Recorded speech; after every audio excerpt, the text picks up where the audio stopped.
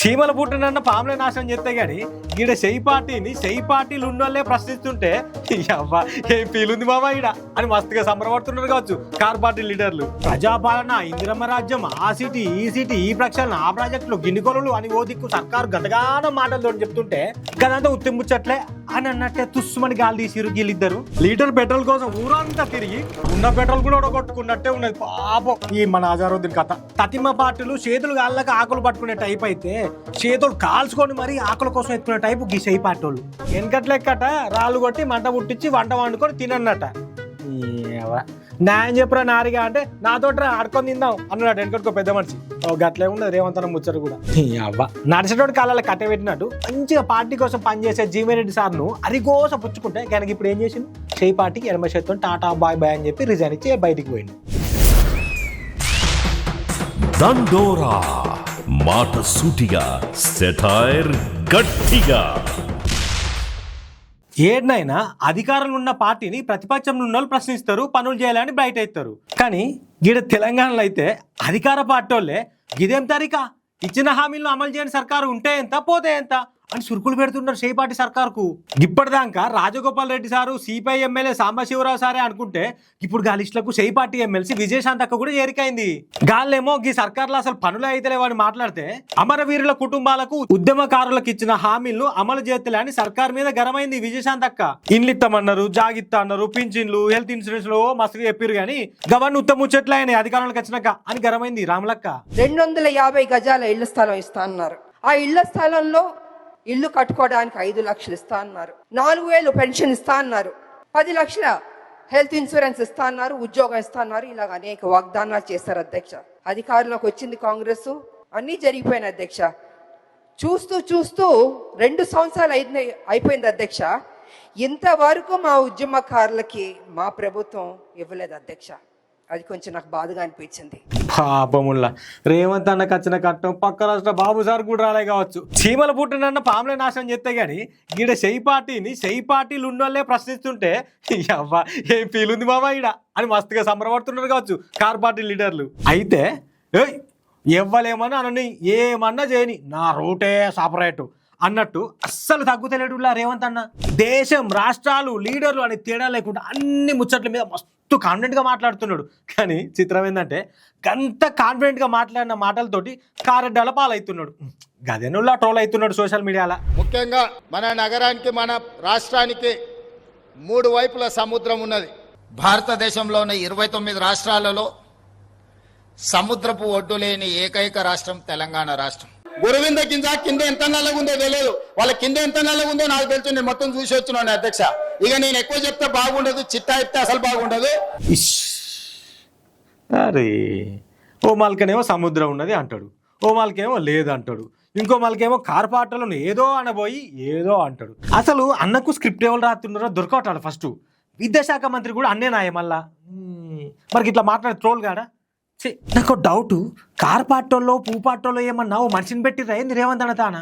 మరి లేకపోతే ఎందుల్లా రోజు కదా పొద్దుగాల ఇడ్లీనో దోశనో తిన్నంత అల్కగా ఎప్పటికీ ఏదో ఒక ముచ్చటతో ట్రోల్ అయితేనే ఉన్నాడు రేవంత్ అన్న అని మస్తుగా రంది పడుతున్నారట కొందరు చేయి పార్టీ కార్యకర్తలు. దండోరా సిఐకెంచి తప్పించుకొని సిబిఐకి దొరికినట్టు కాలువలకెంచి తప్పించుకొని నదిలో మునిగినట్టే అయింది తెలంగాణ చేయి పార్టీ సర్కార్ కథ. అసెంబ్లీకెంచి ప్రతిపక్ష కార్ పార్టీలను అయితే సస్పెండ్ చేసిరు కానీ సొంత పార్టీ మిత్ర పార్టీల మాటలతోటి నవ్వటోళ్ళ ముంగట బోర్ల పట్టేటైంది రేవంత్ అన్న సర్కార్కు. ఇప్పటికే చెప్పేది కొండంతా చేసేది గోరంతా అన్నట్టు హామీలేమో బగ్గనే ఇచ్చారు కానీ అమలు చేసేదానికేమో శాతనైతే లేదు వీళ్ళకు అని అటు ప్రతిపక్ష పౌరులు ఇటు పబ్లిక్ మొత్తుకుంటుంటే ఇప్పుడు గాళ్ళకంటే ఎక్కువ సొంత పార్టీ మిత్ర పార్టీ ఎమ్మెల్యేలు మొత్తుకుంటున్నారు. అది కూడా దగ్గరోళ్ళ చెవుల లూదుడో వాళ్ళ దాంట్లో వాళ్ళే మాట్లాడుకున్నో కాదు, అసెంబ్లీలో మైకుల ముంగట స్పీకర్ సార్ తోటి చెప్తున్నారు. సర్కార్ వచ్చి 2.5 ఏళ్ళైనా కూడా నా నియోజకవర్గానికి ఇప్పటిదాకా ఏ పనులు కాలే అని మొత్తుకున్నాడు మునుగోడు ఎమ్మెల్యే కోమరెడ్డి రాజగోపాల్ రెడ్డి సారు. మాకు లిఫ్ట్ లేదు, కాలువ లేదు, రిజర్వాయర్ లేదు, చెరువు లేదు, కుంట లేదు. ఏమన్నా అధ్యక్ష మీ మునుగోడు నియోజకవర్గ ప్రజలు? నన్ను ఎన్నుకున్న ప్రజలకు ఏం చెప్పాలి అధ్యక్ష? సీఎంకు ఆయన నియోజకవర్గం మీదనే పాయరం ఉంటుందా, మాకు మా నియోజకవర్గం మీద పాయరం ఉండదా అని గట్టిగానే అడిగిండు. ముఖ్యమంత్రి గారు పదే పదే చెప్తున్నారు, నన్ను కొడంగల్ ప్రజలు గెలిపిస్తే నేను ముఖ్యమంత్రి అయినా కొడంగల్ చేసుకుంటా అన్నప్పుడు ఒక శాసనసభ్యునిగా రాజగోపాల్ రెడ్డికి కూడా ఆ ప్రాంత ప్రజలకు న్యాయం చేయాల్సిన బాధ్యత నాకుంది కదా అధ్యక్ష. ముఖ్యమంత్రి ఎంబడి మంత్రులు ఎంబడి తిరిగి బతిలాడుకునే గతచ్చిపాడైంది మా ఎమ్మెల్యేలకు అని కూడా గరమైండు రాజగోపాల్ రెడ్డి సారు. ఇది ఎందుకు ఎమ్మెల్యే లేకుంటే ముఖ్యమంత్రి మంత్రి ఉందా అధ్యక్ష? ఈ ప్రభుత్వం ఉందా? మంత్రుల చుట్టూ అడుక్కోవాల్సిన పరిస్థితి, ముఖ్యమంత్రి దగ్గర బిల్లు కోసం పోవాల్సిన పరిస్థితి ఏంటి అధ్యక్ష? ఇది ఇక అందామంటేనో అనబుద్ధి అయితే లేదా, అనకపోతేనో ఇట్లా అంగడంగడి ఎత్తున్నారాయి, ఏం చేయాలి వీళ్ళతోని అని మస్తుగా ఆగమాగమైండు షై పార్టీ మిత్రపక్షమైన సిపిఐ ఎమ్మెల్యే కూనంనేని సాంబశివరావు సారు. మా ఉత్తమ్ కుమార్ రెడ్డి గారేమో నేను పెట్టినట్టే శాంక్షన్ అని రాస్తాడు, అక్కడికి వెళితే ఒక పని అవ్వదు. 2.5 ఏళ్ళ నుంచి తిరుగుతున్నానండి, ఒక్క పని కాలేదు. అట్లనే కోమటిరెడ్డి వెంకటరెడ్డి గారు కూడా, ఆయన కూడా వెంటనే శాంక్షన్, ఒక్క పని కాలేదు. తిట్టాలంటే తిట్టలేను, విమర్శ పెట్టాలంటే విమర్శ పెట్టలేను, స్నేహితులు కాబట్టి గట్టిగా మాట్లాడలేను. ఓర్ని అవ్వ ఇదెక్కడి కథ, మంత్రులు సంతకాలు పెట్టి శాంక్షన్ చేసినా కూడా పనులు అయితే లేవాడు కుండ బద్దలు కొట్టిండు సాంబశివరావు సారు. కానీ ఎర్రన్నల పార్టీ అంటే అన్యాయమని ఎదిరించి గట్టిగా చెప్పాలి, కానీ ఈయనేంది దోష కాబట్టి తిట్టలేకపోతున్నా అని చిన్నగా చెప్తాను. ఏమనోళ్ళ గదిగా సార్కే తెలవాలి, కానీ ప్రజాపాలన, ఇందిరమ్మ రాజ్యం, ఆ సిటీ ఈ సిటీ, ఈ ప్రక్షాళన ఆ ప్రాజెక్టులు, గిన్నికొలలు అని ఓ దిక్కు సర్కారు గతగానో మాటలతో చెప్తుంటే గదంతా ఉత్తిముచ్చట్లే అని అన్నట్టే తుస్సుమని గాలి తీసిరు వీళ్ళిద్దరు. మంత్రి పదవి ఇవ్వపోయినందుకే ఇట్లా మాట్లాడిండు కావచ్చు రాజగోపాల్ రెడ్డి సార్ అని అనుకుందామంటే, ఎంత కోపం ఉన్నా కూడా చేసిన పని చేయాలని చెప్పరు కదా ఎవరైనా. కానీ కార్ పార్టీ సర్కార్ ఉన్నప్పుడు ఒక్కేళ్ళు చూపెట్టిన షై పార్టీకి ఇప్పుడు సొంత చేయకుండా ఏళ్ళన్నీ తప్పని చూపెడుతున్నాయి వాళ్ళ దిక్కే. ఇట్లా సొంత ఎమ్మెల్యేలే పనులు అయితే లేవని చెప్తుంటే కూడా మేము మస్తుగా పనిచేస్తున్నాం అని మీరు ఇంకెప్పుడైనా చెప్పారు అనుకోరి, మీరు నిజంగా ఒక వర్గానికి ఇన్స్పిరేషన్ ఇస్తారు అని అనబట్టిరు ముచ్చటారు. కానీ కొందరు పబ్లిక్ దండోరా పొద్దంతా ఏదో రాగం తీసి ఏదో పాట పాడినట్టే ఉండదు అనిపిస్తున్నాయి షై పార్టీ సర్కార్ చేసిన పనిని చూస్తుంటే. ఆలు లేదు సూలు లేదు, కానీ కొడుకు పేరు సోమలింగం అట, ఓ గట్లే ఉన్నది పాపం గీల పని. పిల్ల లేదు ముహూర్తం లేదు, కానీ పుస్తల దాడి పట్టుకొని ప్రీ వెడ్డింగ్ షూట్ చేసుకున్నట్టు ఉన్నది ఈయన పరిస్థితి. పండుగ పుట్ట యాటను కొనుకొచ్చుకొని బియ్యంకి ఎవరు పైసలు ఇస్తారా అని ఎదురుస్తున్నట్టున్నది ఈయన పరిస్థితి. లీటర్ పెట్రోల్ కోసం ఊరంతా తిరిగి ఉన్న పెట్రోల్ కూడా కొట్టుకున్నట్టే ఉన్నది పాపం ఈ మన అజారుద్దీన్ కథ.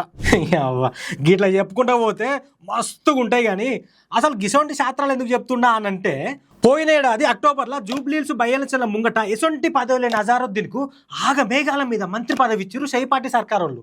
అయితే మంత్రి పదవి ఉండాలంటే గా 10 వచ్చిన 6 నెలల లోపట్నే ఎమ్మెల్యేనో ఎమ్మెల్సీనో కావాలి.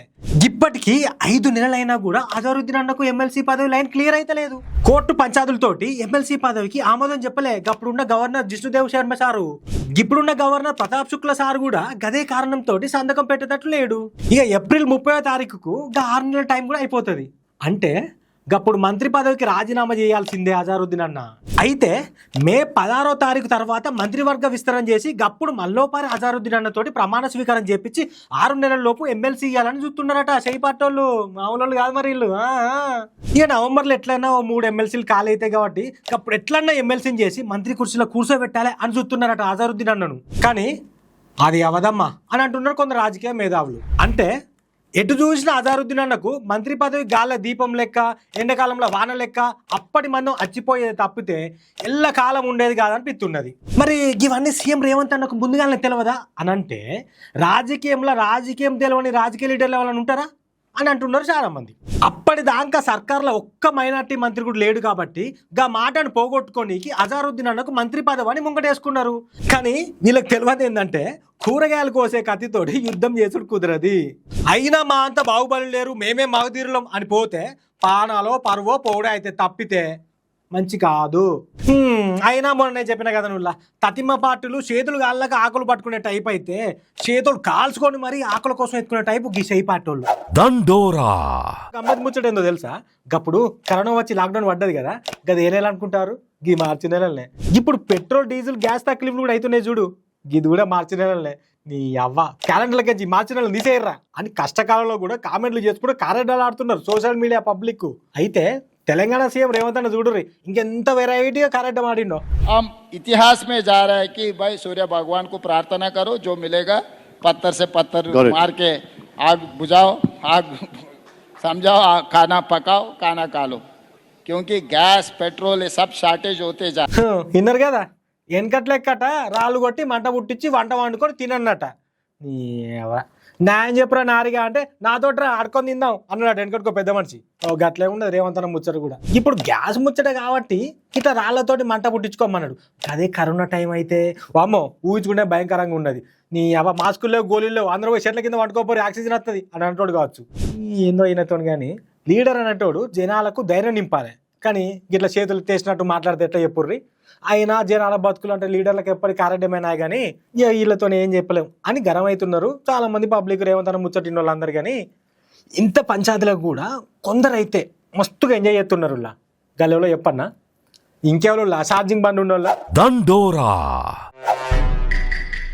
ఇవన్నీ చూసినాక నాకేమనిపిస్తున్నదంటే చెయ్యి పార్టీలా పెద్ద చెయ్యి లెక్కున్న సీనియర్ లీడర్లు అందరూ ఎనమ చేతో బాయ్ బాయ్ అని చెప్పి బయటికి పోతారు అనిపిస్తున్నది. అస్సలు తాగుడు అలవాటు లేనోడికి అని కాయలు ఖర్జూరాలని ఖరాబ్ అయ్యేటట్టుగా పచ్చి తాగుబోతం చేసి కొස්සకాడు దాఖలు పడితే అయ్యో పాపం అని చూడనీకి పోయినట్టు పోయారు నిన్న కాంగ్రెస్ లీడర్లు అందరూ జగిత్యాల జీవన్రెడ్డి సార్ ఇంటికి. అవ్వ నడిచేటోడి కాలాల కట్టబెట్టినట్టు మంచిగా పార్టీ కోసం పనిచేసే జీవన్రెడ్డి సార్ను అరిగోస పుచ్చుకుంటే కనుక ఇప్పుడు ఏం చేసిండు చెయ్యి పార్టీకి ఎనమ చేతో టాటా బాయ్ బాయ్ అని చెప్పి రిజైన్ ఇచ్చి బయటికి పోయిండు. కడుపుడి ఇన్నోడు సపరేట్గా సాపుకొని పంటాడు కావచ్చు కానీ మనిన్నోడు గట్లు ఊకోడు కదా. అందుకే రాజీనామా చేసిన తర్వాత సీఎం రేవంత్ అన్నను ఇయ్యర జోపిండుల్లా. ఎంతమందిని తొక్కుతావు నీ తొక్కుడు జగిత్యాల నడవది అని గట్టిగానే కోపం చేసిండు. పార్టీ ఫిరాయించిన వాళ్ళకి ఎట్లా పదవులు ఇస్తావు వాళ్ళు చెప్పినట్టు ఎట్లింటావు సీనియర్ కాంగ్రెస్ లీడర్లకు కాకుండా నీ వెనుకపోండి ఉండేటోళ్లకు రాజ్యసభ సీట్ ఎట్లిస్తావు అని అన్నెత్తేసిండు.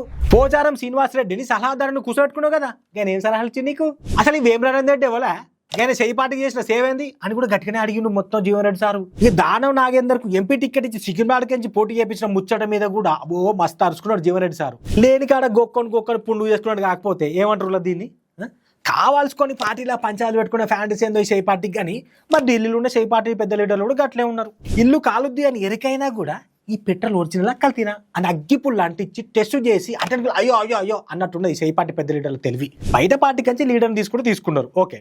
కానీ కనీసానికి సొంత పార్టీ లీడర్కు ఓ పదవిచ్చుడు ఆయన పరపతి తగ్గకుండా చూసుకుంటూ చేస్తే ఇప్పుడు జీవన్రెడ్డి సార్కి ఆలోచన అయిపోతుండే కదా. ఆయన చేయి పార్టీ రాజకీయం అట్లుంటుంది లేర్రి. అందుకే కావచ్చు ఏంటన్నా ప్రతిపక్షంలోకి ఎంచి అధికార పార్టీలో పోదామంటారు. కానీ అవగీడ మన తెలంగాణలో అంత రివర్స్లో ఉన్నది కథ.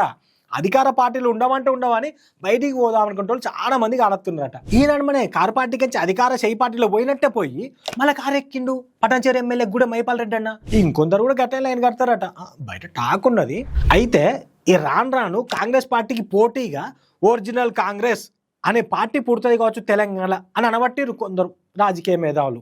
సరే కానీ మనకి ఇవన్నీ చూసినాక జనాలు ఏమంటారంటావు. దండోరా మాట సూటిగా సెటైర్ గట్టిగా.